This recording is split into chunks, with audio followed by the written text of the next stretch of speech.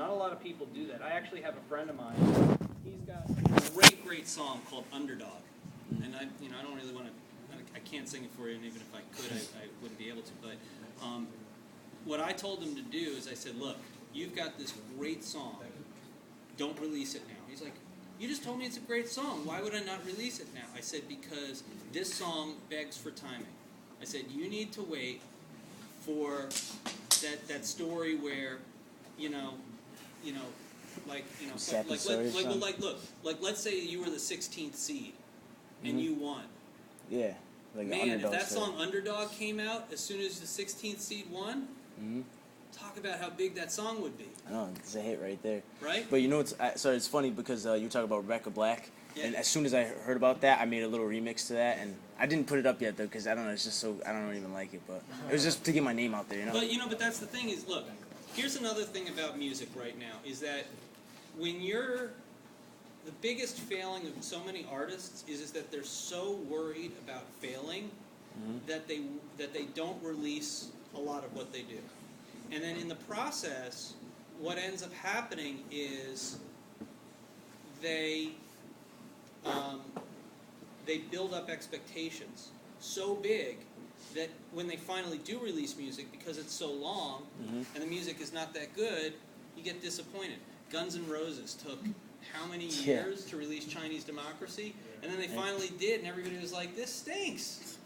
This isn't what I expected, because people wanted the biggest record of all time, and they got an okay album. And no Slash. That didn't help. If they'd released it a year and a half after, when they were supposed to release it in like 96 or 97, whatever year it was, wouldn't have mattered. It would have been just another record and they could go on, but the expectations were too high. And I only say that because what's most important is that I advocate that you release more songs more often, because if you do that and you mess up, people are more forgiving, because then if they like you as an artist, then they're very likely going to enjoy something that you have coming up next week or next month. It's like Lil Wayne, pretty much. That's exactly what he does. No, I have it written on my CD. The blog, I have a blog spot, and I have like 80 songs up there. Oh, great! But that's only like half of the songs I have, so I try to put everything like you're saying. No, I think that's a smart thing. It's a smart thing to do. Now, when you have the right songs, then you spend more time with it and you focus on it and you do a lot of those other things. But if you've got good songs and you can build, and then by the way, learn from feedback. Yep. You get data feedback from people. How much did they watch it on YouTube? How many times did they download it? Do they download this song more than this song? All those kind of things, and not only the comments that they get back. So you can then go and say, all right, now I know what people who like me like, and I can be able to go and give them pretty much the same thing, or give them things that are down that path, not exactly the same thing. Yeah. Right. So.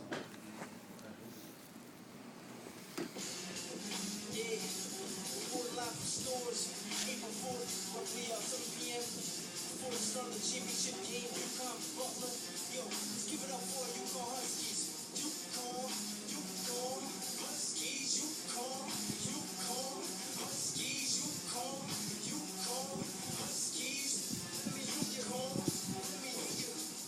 Let's get it, UConn Huskies. Yeah, we started off rusty, but now we back in the league, cause we stay with it. Maybe even Charlie Sheen said we stay winning. Shout out to the women, you got it next year. This was still one of the best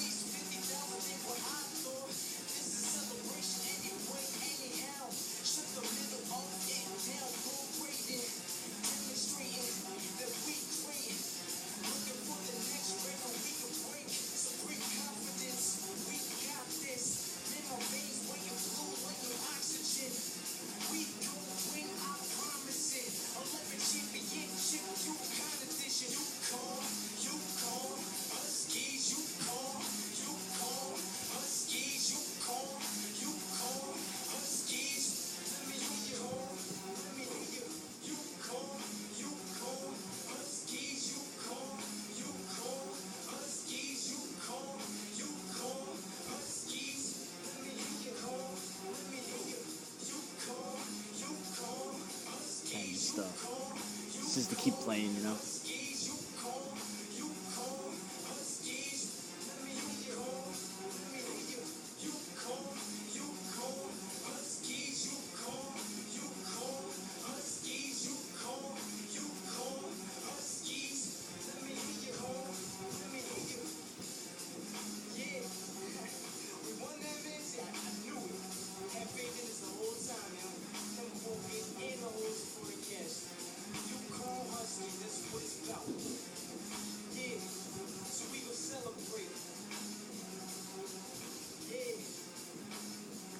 Tay Jizzle, UCONN, proud of it. All right. What do you think I'm gonna say? Well, obviously, this one's hot too. But I actually had a full version where I had the hook go twice, and that's like I don't know, just to get him chanting and stuff. But I cut it down. But I forgot to cut the end one down. It's not supposed to go like 4 times like that. Right. But yeah, obviously the hook and I don't know. Yeah, you got. I mean, look. I mean, obviously, like the intro totally works because you get right into it, and you know you're not singing, but you're talking, but you're also setting up the song. You're setting up exactly what happens in a very, very direct way. It's not gonna.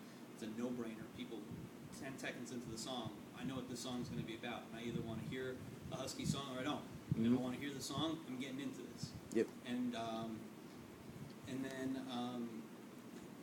you know what you got is I think the biggest liability is kind of what I talked about before, which is that the bulk of the song is just the one groove, and that groove is largely just one bar. It's not even like a full like 4-bar or 16-bar pattern.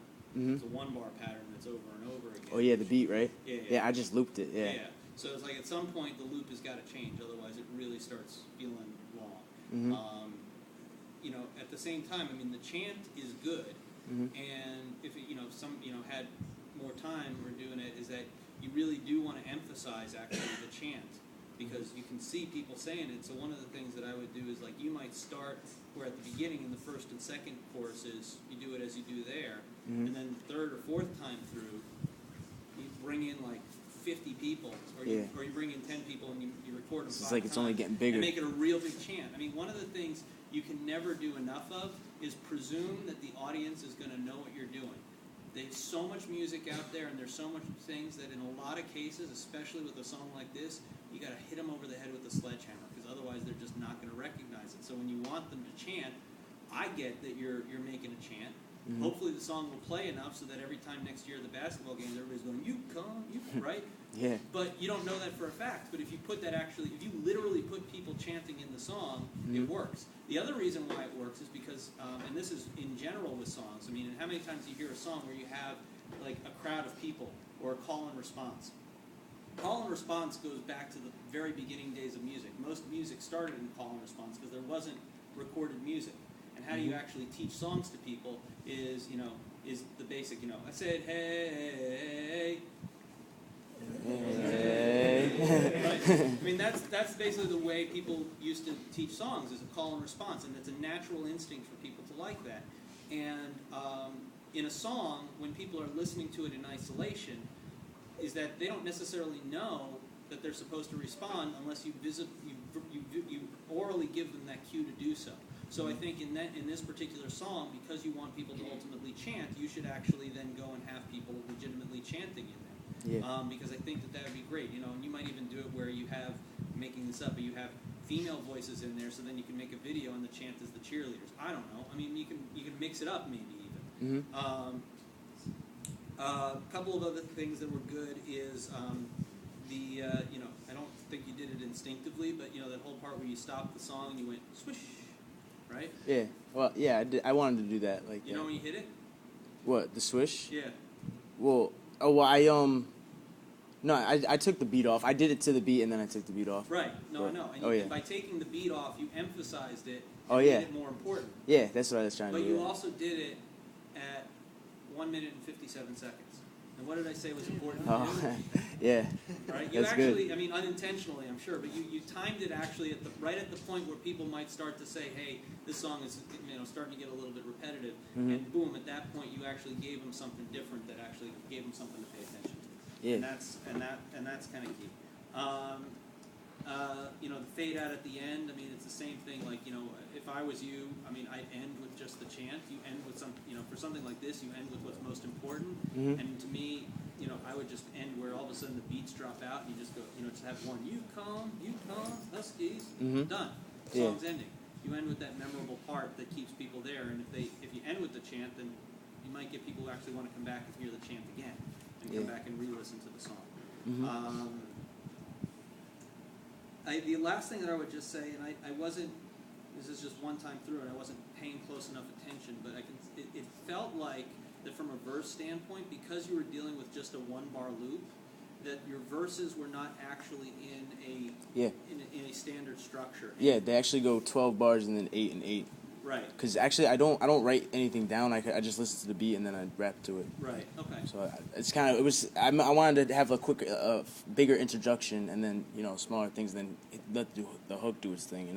Yeah. Well, the hook does it. I mean, look, the hook does its thing right, but there's a reason why a lot of why a lot of these things happen after 16-bar patterns or 4-bar patterns. Is because it just feels naturally right. Yep. And for something like this, is that when the chorus comes in after the 12th bar versus after the 16th bar, Mm-hmm. is that it becomes unsettling in a not good way. Because your instinct says, wait, that's not right, but I don't know why that's not right. Yeah. And most people don't know the difference between 12 bars, 16 bars, or the bar down the street. But they do know that they felt uncomfortable in a bad way at that particular point. So it's your Mm-hmm. job, for this guy over here, I would say go ahead and mess with the bar structure all you want because your audience is willing to be challenged on that. But your audience is not. And your audience, in order to get to the song, you actually do need to pay attention and be pretty rigid on basic song structure like that. Otherwise, the audience is going to feel uncomfortable in a negative way, and then that may cause them to lead them away from the song or just not hear it again because they'll say it's not good, and that may be just because you just missed out on 4 bars. Mm-hmm. Yeah. Any other questions? I don't know. I think I just drew a blank. But if I remember before, I leave. Yeah.